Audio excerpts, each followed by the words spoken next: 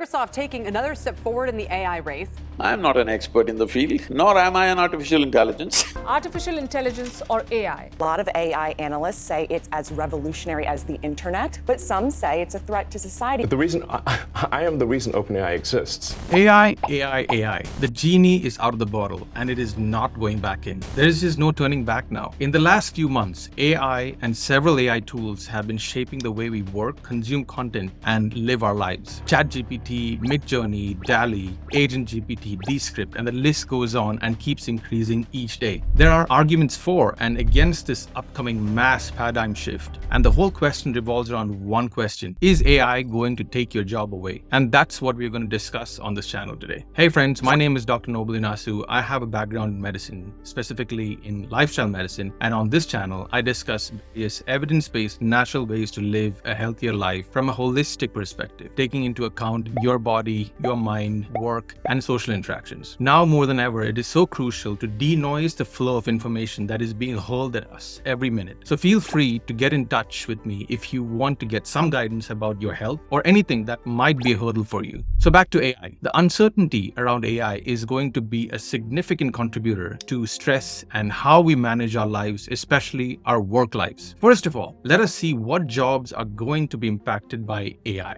Now, I want all of you to be honest here and ask yourself a question. This has nothing to do with you as a person or what value you provide as a human being. It is only related to the job you do. So here is the question. To what degree does your job revolve around repetitive digital tasks? Example, writing content for a blog, marketing agency, or something similar like a scriptwriter. Other examples would be data entry and data analysis, doing research on the web, basic video and audio editing, preparing presentations, website design, basic coding or programming, mathematical analysis, administrative and personal assistant tasks. If your job revolves around these tasks, then it is time for you to quickly master some other skill and also learn to use AI tools that are available now, because you could lose your job to an AI system. And I need to stress a point here. It is not that some AI robot is going to walk up to your desk and take your job while escorting you out one day. With the power of AI, your job, along with say 10 other jobs, are going to be taken over by another human being who has mastered the use of AI tools. So the problem is not the AI system, it is a person who did not bother to skill up when the change was taking place. Now, these are just some of the jobs that would be immediately threatened by AI, but as systems get better, very few jobs would be able to escape the many waves that are yet to come. Although AI has been in existence for decades now, what has happened in the last few months is the democratization of large language models, which is the computational system behind tools like ChatGPT. Never has such tools been released for use by the common public. AI systems used to be built into applications we use every day, like Google Maps, Grammarly, or the face recognition on our phones. But now we have the computational engine of AI at our fingertips, and it's free to use in any way that we can imagine. You can turn a simple line of text like this, which is also called a prompt, into this essay or this picture or this video. You simply tell the AI tool what you want and it makes it for you. ChatGPT was released to public in November 2022 and Midjourney version 1 somewhere in February of 2022. Since then, millions of people around the world have been passively training these systems with countless prompts. The systems get better as they get more and more information. It is an artificial brain, if I may, where the output depends on the input of data that we give it to process. But how were these systems trained before the public started feeding it prompts? Well, these systems were fed millions of images, text, code, videos, and any other form of information over years to create a foundational artificial brain. The ChatGPT system, for example, has data that was fed to it up until September 2021. So technically, it would not be able to give you any updated information past September 2021. This might change in the future as newer versions are rolled out. ChatGPT itself is on version 4 now if you pay for it. Otherwise, you get version 3, and Midjourney is on version 5. Google has its own AI system called Palm 2,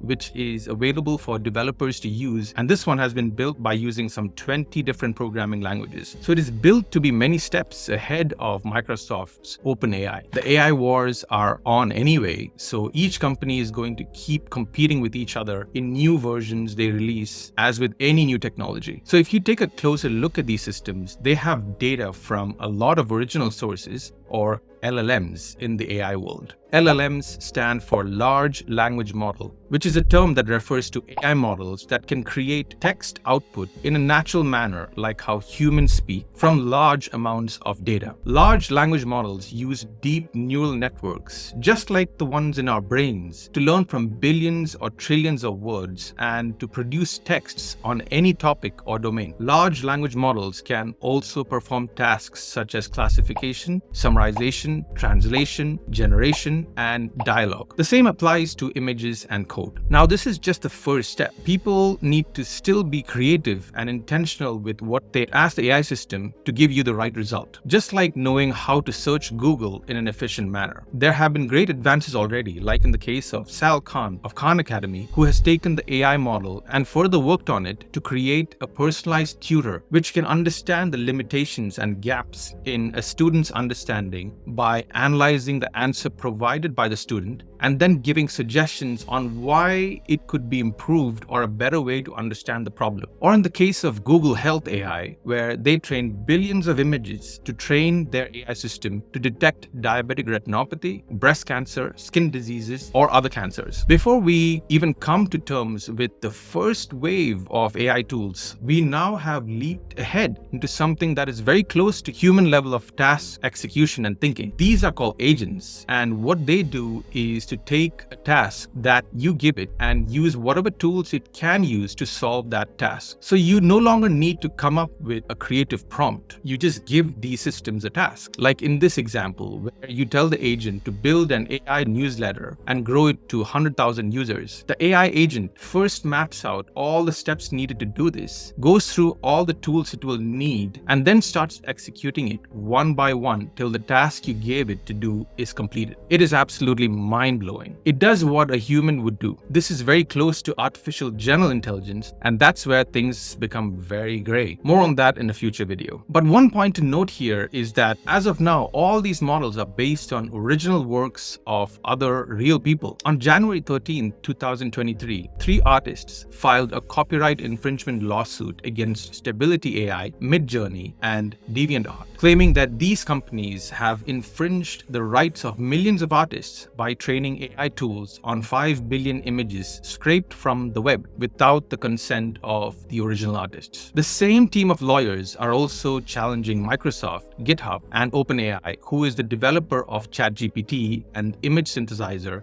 DALL-E in court. In this case, the issue relates to Copilot, which is an automated code generator that was trained on freely available online code, allegedly without obtaining appropriate permissions from the original engineers. One deeper point to consider that everyone might be missing out in this AI gold rush is that these language models are all owned by Microsoft, Google, and other big players. What millions of people around the world are doing now is that they are helping to train these AI systems for free. Well, not even free. Most AI tools now cost $20 per month and above for updated versions. So if your entire business is built on these AI tools, be careful, because the day the owning company like Google or Microsoft decides to not provide their services, your business might disappear overnight. So what can you do? Don't put all your eggs in one basket. Use AI for what it is, a tool. And like any tool, its effectiveness depends on the user. As for people who are scared of losing their jobs to AI, don't panic. Change is a part of life, and we humans are fantastic at adapting. You are the driver of this change, not a passenger. Take a proactive approach. Learn about AI and how it's impacting your field. Imagine fearing common tools we use today like a Word document or a spreadsheet. They were a threat to people who used to do things manually in the past. In the same way, we need to learn to use these tools to enhance enhance what we can do today. By understanding AI, we can not only manage the stress and uncertainty that comes with the change, but also harness its potential to create a healthier, happier future for all. I'm learning something new every year. I'll either be starting a new venture or signing up for a new degree. You never stop learning. Enjoy the process. So join me in this journey of understanding, adapting, and leveraging AI in our lives, whether you're a student, a professional, or anyone intrigued by the potential of this technology. What is your take on all this? Do you think we are headed for a better future or a worse one? I'm looking forward to hearing your ideas and suggestions, so feel free to drop them in the comment section below. And as always, take care of your mind, your body, and your life. Until next time, I'll see you around.